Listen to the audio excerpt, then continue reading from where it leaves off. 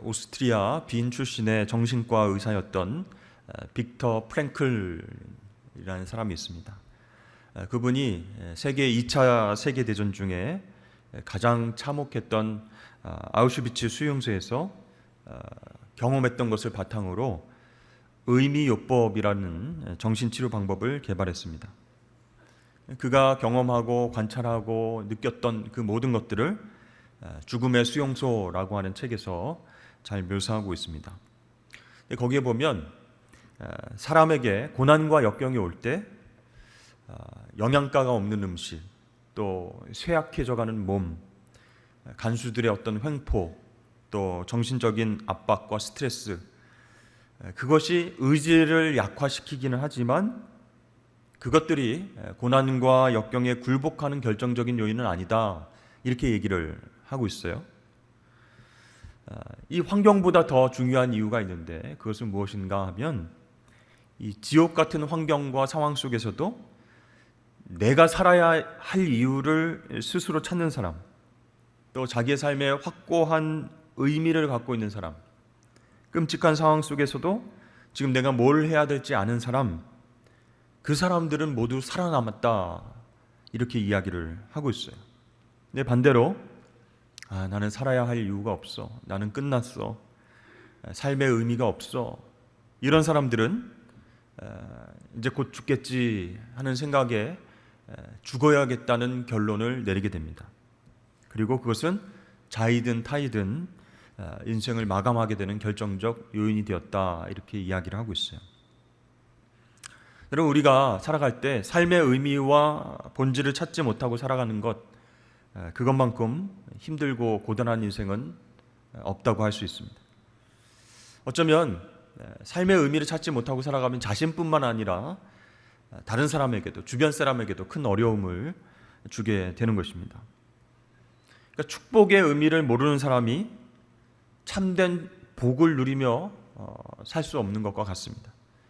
또 고난과 시련의 의미를 모르는 사람이 고난 속에 감춰진 그 보석 같은 교훈을 발견할 수 없다는 것이죠. 그러니까 우리는 환경보다, 상황보다 더 중요한 것이 과연 이것이 나에게 어떤 의미가 있는가, 우리 삶 가운데에 정말 이 삶의 본질은 무엇인가, 그것을 찾는 것이 너무나 중요하다는 것이죠. 그것을 알지 못하면요, 부와 명예와 모든 것을 많이 소유한다고 할지라도 인생을 낭비하면서 또 부정적인 영향력을 퍼뜨리면서 살아갈 수밖에 없다는 것입니다.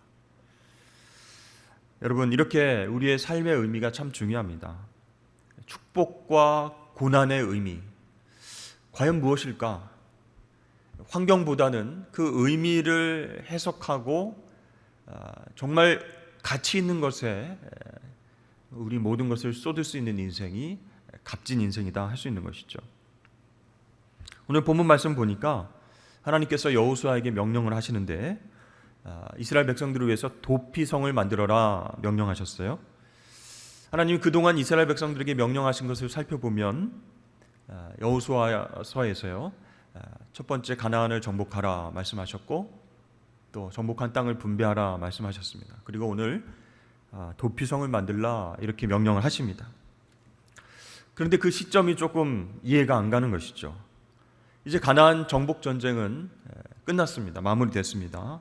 여호수아 19장 마지막 절에 보면 땅 나누는 일을 마쳤더라, 이렇게 마무리되었음을 이제 선언하고 있죠. 그러니까 이제는 분배가 끝났어요.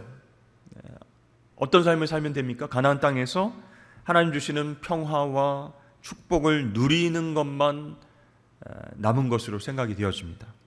그런데 그런 우리의 상식과는 달리, 그런 이스라엘 백성들의 생각과는 달리 하나님께서는 그 땅 가운데 살인이 있을 것이다 예고하시면서 도피성을 만들라고 명령을 하시는 것입니다. 자, 여기서 그 상황과 현상을 보는 것이 아니라 하나님께서 도피성을 만들라고 하신 의미가 무엇인가, 그것을 우리가 주의 깊게 봐야 된다는 것이죠. 꼭 도피성이 필요했을까, 그런 생각할 수 있습니다. 아니, 살인과 범죄를 저지른 사람이 피할 장소가 필요한 것이 아니라 처벌할 장소를 만들어야 되지 않나, 감옥을 만들어야 되지 않는가, 그런 생각이 들 수도 있어요. 그래서 오늘 우리 본문 말씀을 통해서 하나님께서 도피성을 만들라 명령하신 그 하나님의 의도가 무엇인가, 하나님 뜻이 무엇인가를 깨닫고 우리 인생을 향하신 하나님의 음성을 들으실 수 있기를 바랍니다. 자, 하나님께서 도피성을 만들라 명령하신 주된 이유가 무엇일까요? 그것은 한마디로 말하면 우리의 연약함을 잊지 말라, 그런 뜻이에요. 자, 가나안 땅을 다 정복하고 분배하고 난 후에 이제 이스라엘 백성들을 무시하는 사람들은 없습니다. 연약하고 힘이 없다 이렇게 얕잡아 보는 사람들이 없습니다. 지금까지 하나님 말씀대로 순종했고 계속 정복 전쟁에서 승리했어요. 약속대로 땅을 차지했습니다. 주변에 있는 많은 국가들이 벌벌 떨었습니다. 그 승리를 바라보면서 야, 저 사람들 정말 하나님의 백성들이구나, 그렇게 인정했습니다. 그 결과 이제 이스라엘 백성들은 그 약속의 땅에서 복을 받으면서 누리면서 살 것만 남았다, 이렇게 생각을 했어요.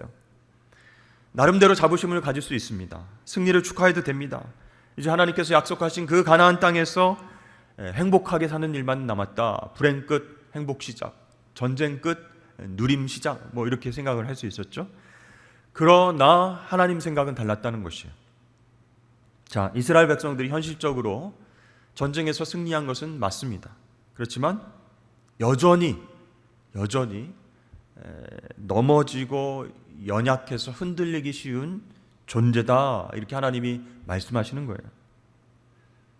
근데 사실 땅을 다 이제 분배하고 여기서 이제 복받고 풍요롭게 살고 하나님을 찬양하고 예배하고 그러면 되는 게 아닌가?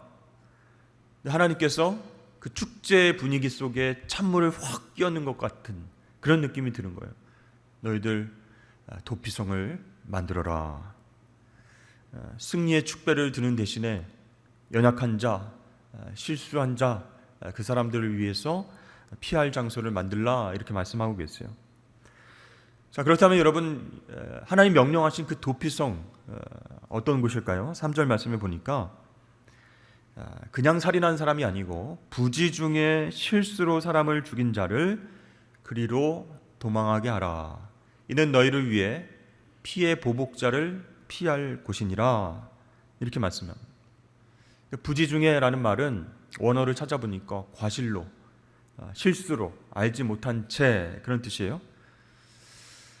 그러니까 실수로 사람을 죽이게 된 사람을 피의 보복자가 따라와서 보복을 할 테니 그 사람을 보호해 줄 수 있는 그런 장소를 만들어라, 도피성을 만들어라, 이렇게 명령하신 거예요. 여러분, 사람은 죄를 짓지 않을 능력을 가진 존재가 아니고 죄를 지은 것도 모르면서 살아가는 그런 존재다라는 것이에요. 우리 가운데 죄 짓고 싶어 하는 사람은 별로 없습니다. 그렇죠? 그러나 우리가 죄인이기 때문에, 연약하기 때문에 또다시 죄를 지을 수밖에 없는 것이죠. 좋은 성도가 되고 싶고 좋은 부모가 되고 싶고 또 좋은 리더가 되고 싶은 마음이 우리에게 다 있습니다. 그래서 심리학자들은 우리 인간의 깊은 본성 속에 인정받고 싶고 사랑받고 싶은 욕구가 기본적으로 다 있다, 이렇게 이야기를 했어요. 그러나 실제로 살아가면요, 실수하지 않고 살아가는 사람은 없다는 거예요. 죄를 짓지 않고 살아가는 살 수 있는 방법은 없다라는 것입니다. 그만큼 우리가 연약한 존재다라는 것이죠. 근데 이렇게 연약함을 인정해야 되는데 뭔가 그것을 알려주는 장치가 없으면, 우리가 조금 많이 가지면, 조금만 높아지면, 조금 더 남들보다 많이 알면 자신이 완전하고 대단한 사람이다, 이렇게 착각을 하게 되어 있다라는 것이에요. 실수로, 연약함으로 항상 죄를 짓고 넘어지는 존재임에도 불구하고 조금 좋아지면은 교만할 수 있는 존재가 우리다라는 것이에요. 자, 그렇다면 이스라엘 백성들이 하나님께서 허락하신 그 약속의 땅, 가나안 땅에서 하나님 백성으로 복받고 살아가는 방법이 무엇일까요? 자신의 연약함을 깨닫는 거예요. 넘어질 수 있다, 실수할 수 있다, 그런 존재임을 깨닫고 겸손하게 하나님을 바라보며 사는 것이 바로 복받는 길이다라는 것이에요. 그래서 하나님께서는 이스라엘 백성들이 그 도피성을 바라보면서 그걸 깨닫기를 원하셨어요. 아, 맞아. 우리가 언제든지 죄를 지을 수 있는 연약한 존재지, 하나님의 도우심으로 이 땅을 다 정복하고 승리하고 땅을 분배받았지만 언제든지 죄를 지을 수 있지. 그걸 깨닫게 하기 위해서 하나님께서 도피성을 만들라 말씀하셨어요. 성경에 보면요, 위대한 일을 한 사람도, 놀랍게 쓰임받은 그런 지도자들도 다 넘어지고 실수로 죄를 짓고 무너졌던 것을 우리가 보게 됩니다. 그래서 성경은요, 그런 것도 다 기록하고 있어요. 우리 인간의 연약함이 실체가 이런 것이다 라고 보여주고 있습니다. 그래서 우리는 사도 바울처럼 자신의 연약함을 날마다 고백하면서 예수 생명을 겸손하게 의지하며 살아갈 때 주신 사명을 감당할 수 있다라는 것을 깨닫게 되는 것이죠. 나는 날마다 죽노라. 나는 괴수 중에 괴수입니다. 이렇게 십자가를 바라보면서 사도 바울처럼 겸손하게 고백할 수 있는 사람이 복을 누리며 사는 사람이다 할 수 있어요. 그렇다면 하나님의 백성들의 공동체 교회는 어떠한 곳이어야 될까요? 많은 성도가 출석하고 있습니다. 예산이 이 정도 됩니다. 우리 교회 건물 이렇게 크고 좋습니다. 그것을 자랑하거나 힘을 과시하는 곳이 교회가 아니죠. 언제든지 끼어질 수 있는 질그릇 같은 우리 안에 보배로운 예수님이 계신다. 그분이 우리의 주인 되셔서 다스리시는 공동체가 바로 우리 교회다. 이렇게 고백할 수 있는 교회가 여러분 복된 교회인 줄로 믿으시길 바랍니다.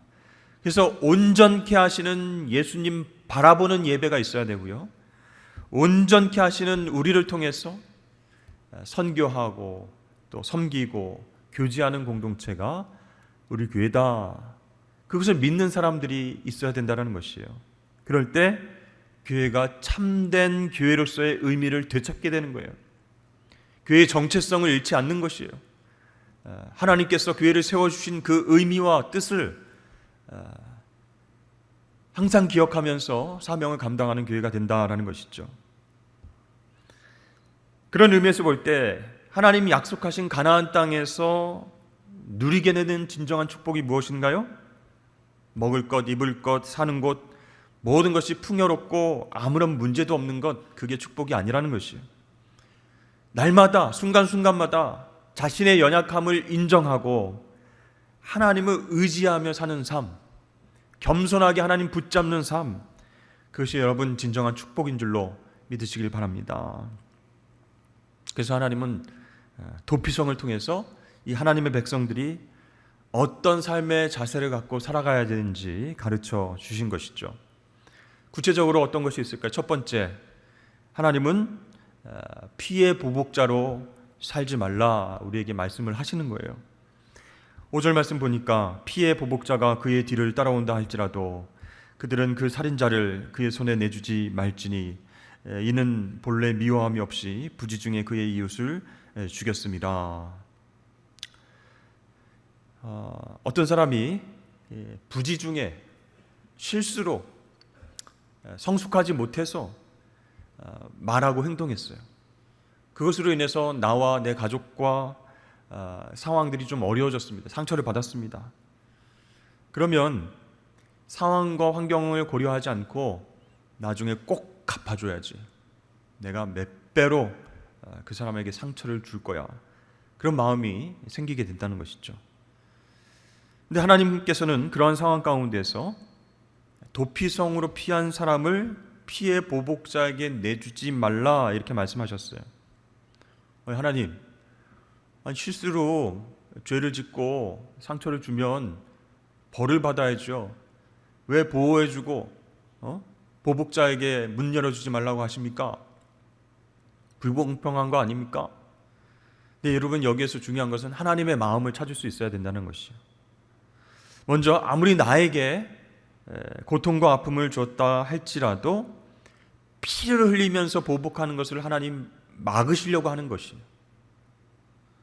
그러니까 아까도 말씀드렸지만 우리 내면에는 나에게 고통 준 사람, 그 사람을 결코 잊지 않고 복수하려는 마음이 꼭 있다는 거예요. 그런데 하나님은 도피성을, 눈에 보이는 도피성을 만드셔서 하나님 형상으로 지어진 사람을 그 행위만 가지고 함부로 해치고 피를 흘려서 보복해서는 안 된다, 이렇게 막으시는 것이에요.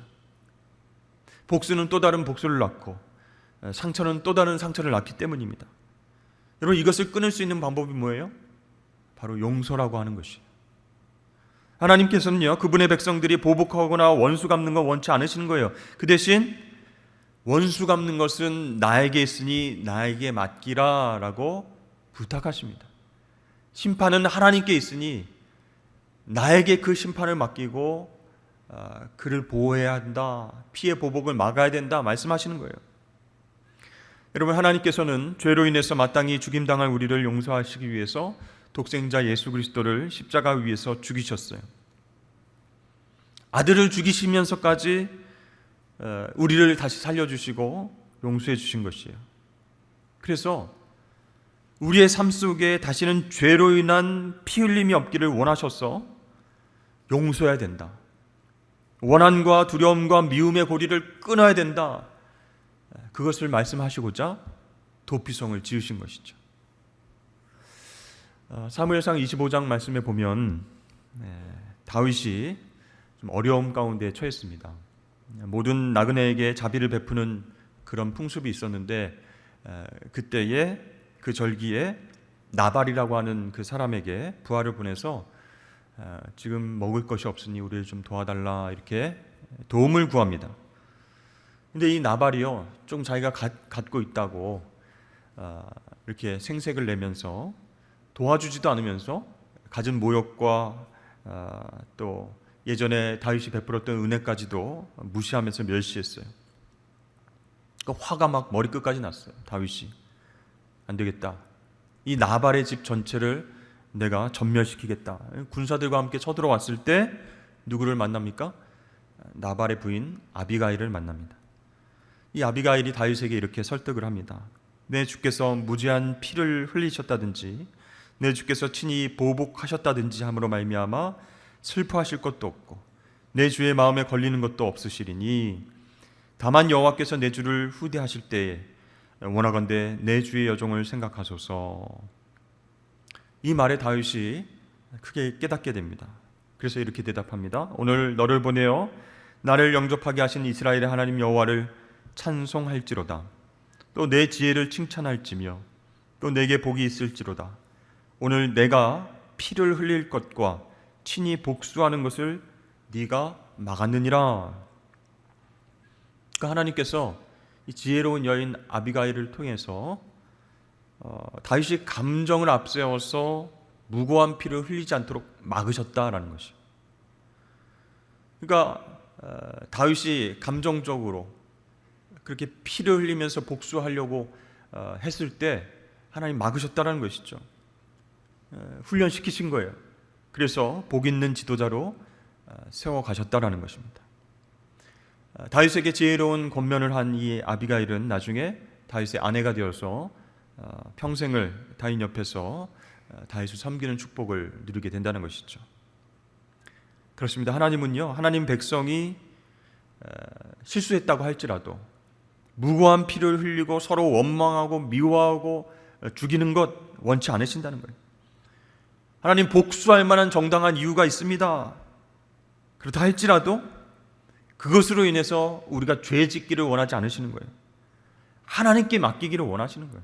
그러면 여러분, 하나님께서 대신 심판하시고 대신 맡아주신다라는 것입니다. 그것을 믿고 인내하는 것, 피해 보복 멈추는 것, 그것이 진정한 복된 삶이다. 하나님께서 도피성을 지으라고 명령하신 이유가 여기에 있다는 것이죠. 자, 두 번째로 하나님은 하나님의 백성들이 부지 중에 죄를 지었다 할지라도 회개하고 돌이키기를 원하신다라는 것이죠. 그냥 보호해주고 끝나는 것이 아니고 그 안에서 회개하고 돌이켜서 다시 변화된 삶을 살기를 원하신다는 거예요. 여러분, 죄는 정당화할 수 없습니다. 죄 자체가 사실은 방어성을 가지고 있기 때문에 사람들은 쉽게 죄를 인정하지 않습니다. 변명을 하죠. 이거는 내가 이래서 이렇게 된 것이다. 우리 뉴스를 봐도 그런 이야기들이 굉장히 많이 나오죠. 네. 정치인들 특별히 변명을 많이 합니다. 또 우리 가운데 연예인들, 특정 연예인들을 향해서 범죄하는 사람들이 많아요. 독서를 퍼붓고 악플을 계속 달고 그것 때문에 괴로워하다가 삶을 마감한 연예인들도 많지 않습니까? 근데 그 수준을 보면 굉장히 아주 낮아요. 외모를 비하하고, 그렇죠? 연기가 어떻다고 이렇게 지적하고, 인간관계가 어떻다고, 내가 봤는데 술 취한 게 어떻다 그러고, 확인되지 않은 그런 비난의 말들을 계속 쏟아붓습니다. 여러분, 연예인도 사람인데 얼마나 그 상처가 크고 아프겠습니까? 나중에는 소속사에서 참다 못해서 이 악플러들, 스토커들을 고발합니다. 근데 막상 조사를 하게 되면요, 그들은 자신의 죄를 인정하지 않는 거예요. 이게 왜 죄가 되느냐? 그냥 자기의 마음을 이렇게 표현한 것 아니냐? 그러다가 이제 나중에 굉장히 불리하게 되면은 관심이 있어서 그랬다, 사랑해서 그랬다, 오래전부터 팬이었다, 이렇게 변명을 하게 돼 있어요. 여러분, 부지중에 지은 죄든 의도적으로 지은 죄든 죄라는 것은 자신의 내면을 병들게 할 뿐만 아니라 주변 사람들에게 안 좋은 영향력을 끼치게 된다는 것입니다. 하나님은 공의로우신 분이라서 죄인을 심판하시는 분이에요.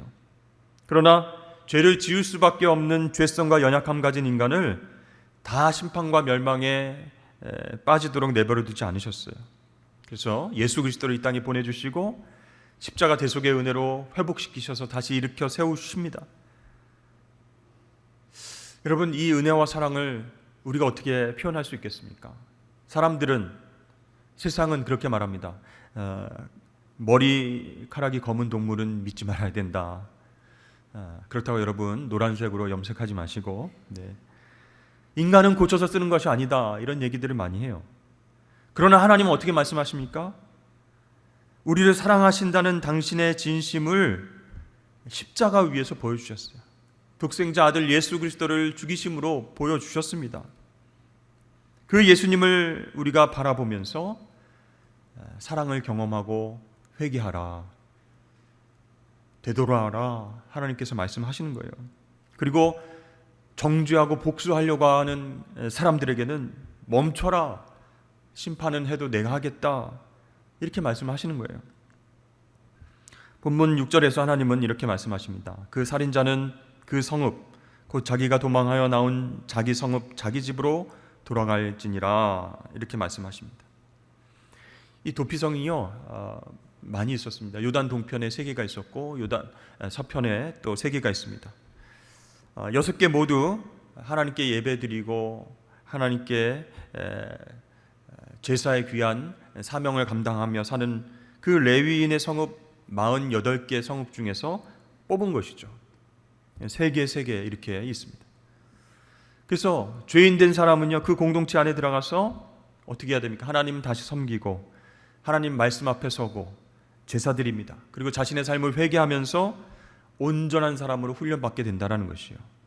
그 이후에 성을 떠나게 되면 자신의 삶의 현장으로 돌아가게 된다라는 것이죠. 여러분, 오늘 이 도피성의 말씀은요, 하나님의 메시지가 있습니다. 이것이 예수 믿는 가정이 되어야 되고 이것이 우리 교회 공동체가 되어야 된다라고 말씀하세요. 하나님은 죄성과 연약함으로 죄를 지을 수밖에 없는 사람들이 우리 가정 안에서, 우리 교회 공동체 안에서 회복되어서 다시 세워지기를 원하신다는 것입니다. 그것이 우리 마음이 되어야 되고 우리의 가정이 되어야 되고 우리 교회가 되는 것을 하나님께서 원하시는 줄로 여러분 믿으시길 바랍니다. 여러분, 왜 하나님 도피성을 만드셨는가? 왜 죄 지은 사람은 그냥 보호해 주시는가?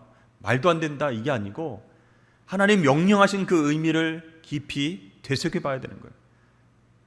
죄인을 용서하시고 하나님의 사람으로 변화되어서 살아가도록 다시 만드시는 것, 그것이 하나님께서 원하시고 기뻐하시는 뜻임을 여러분 깨달으실 수 있기를 바랍니다. 하나님은요, 도피성 외에 살 길이 없다고 말씀하세요. 이스라엘 전역에 골고루 도피성을 세워두셔서 어디든지 쉽게 도피성을 찾아 들어갈 수 있도록 하셨어요. 신명기 19장 3절 말씀 보면 도피성으로 이르는 도로를 만들라, 길까지 만들라고 하셨어요. 또 도피자들이 그래서 최단 거리로 그곳으로 달려갈 수 있도록 하셨어요. 또 매년 봄에 도로를 보수하도록 명령하셨습니다. 모든 교차로에는 피난처라고 하는 특별한 팻말을 만들도록 하셨어요. 어떤 도피자들도 길을 잘못 들어가지고 그렇게 피해 복수를 당하는 일이 없도록 만드셨습니다. 그리고 당시에 성문은요, 밤에는 닫아놓았어요. 전쟁 시에는 닫아놨어요. 그렇지만 도피성의 문은 언제든지 열어두도록 하셨어요. 누구든지 언제든지 도피성에 들어올 수 있도록 하셨어요. 이방인들에게도 개방해 주셔서 그들이 이 성으로 피할 수 있도록 만들어 주셨습니다. 그러니까 여러분, 지식과 명예와 많은 소유가 있어도 죄를 짓고는 그 마을, 그 공동체에서 살 수 없는 거예요. 도피성으로 나아가야 한다라는 것이죠. 그들이 살 수 있는 유일한 방법, 유일한 길이 바로 도피성 들어가는 것밖에 없다. 그렇지 않으면 어떻게 돼요? 네, 상처받은 사람이, 피해자 가족이 피해 보복자로 칼 들고 쫓아오는 것이죠. 사랑하는 성도 여러분, 이 도피성을 통해서 하나님께서 주시는 메시지 무엇일까요? 도피성이 바로 우리 예수 그리스도를 상징한다라는 것입니다. 어떤 죄를 지었다 할지라도 보복받지 않고 생명을 건지려면 도피성 되시는 예수님께로 나아가야 할 줄로 믿습니다. 우연히 부지 중에 자신도 모르게 죄를 지었다 할지라도 이스라엘 법에는 피해 보수자의 그 죽음을 피할 법이 없다는 것이죠. 근데 단 한 가지가 있다면 이 도피성으로 피하는 것입니다. 그렇습니다. 오늘날 우리가 살 길도 오직 예수 그리스도께로 나아가는 길밖에 없는 줄로 여러분 믿으실 수 있기를 바랍니다. 나로 하여금 하나님 뜻을 이루는 일, 내가 회개하고 하나님의 온전한 사람을 회복되는 길, 그것도 단 하나의 방법밖에 없어요. 오직 예수 안에 있는 것뿐입니다. 그 도피성 되시는 예수님 안에 있어야 우리가 회개하고 돌이키고 삶의 의미를 발견하고 사명을 감당하는 사람으로 변화될 수 있다라는 것입니다. 여러분, 도피성에 들어가는 사람은요, 무엇을 깨닫게 될까요? 내가 죄인이다라는 것을 깨닫게 되겠죠. 그냥 일상적인 공동체에서 분리돼서 그 안으로 들어갔으니까 이 성에 들어가지 않고서는 살아날 길이 없다, 그걸 깨닫게 되는 것이에요. 아주 절박한 심정으로 나아가게 되는 것이에요. 그리고 그 성 입구에서 그곳에 서 있는 장로에게 자신의 죄를 고백해야 됩니다. 열심히 최단거리를 달려와서 도피성에 이르렀다고 들어갈 수 있는 게 아니에요. 자신의 죄인됨과 연약함을 그 장로 앞에 고백하는 사람이 그 성에 들어가게 되어 있다라는 것입니다. 마치 탕자가 아버지 앞에 무릎을 꿇고 아버지께 죄를 지었사옵나이다, 이렇게 고백하듯이, 또 세리가 막 가슴을 치면서 자신의 죄인됨을 아파하면서 하나님의 도우심을 간구하며 기도하듯이, 그렇게 도피성 입구에서 하나님 앞에 나아갈 때 그 안으로 들어갈 수 있어요.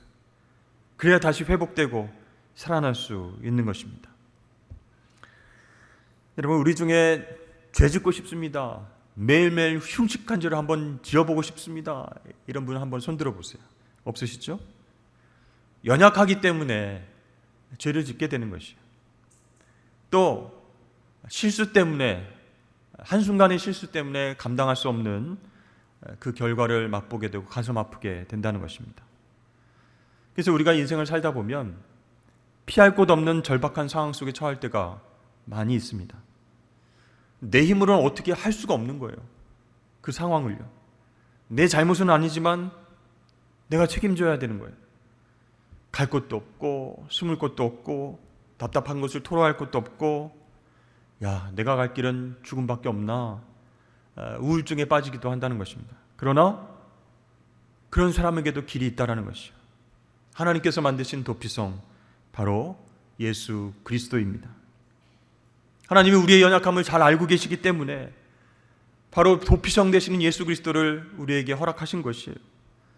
그래서 우리로 하여금 그 예수 안에서 서로 품고 용서하고 하나님 뜻이 발견되어지고 세워지는 그 인생되도록 하나님께서 역사하신 줄로 믿습니다. 여러분, 세상은 거절하고 판단하고 복수하려고 하지만 예수님은 거절하지 않고 받아주십니다. 진정한 회개와 돌이킴의 마음만 있다면 우리를 다 받아주세요.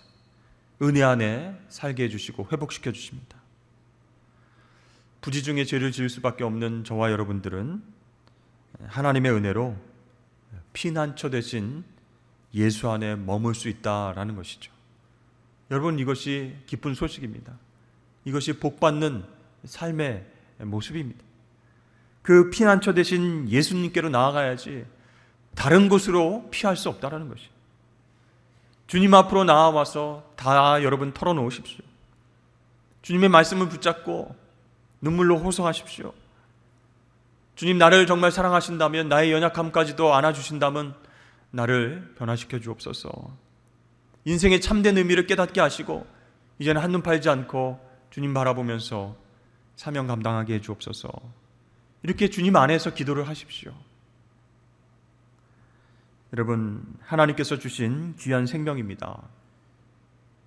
우리 인생의 가장 중요한 기회인 이 도피처 예수님께로 나아가셔서 진정한 축복을 경험하시고 새로운 인생을 살아가시는 귀한 하나님의 자녀들 되길 축복합니다.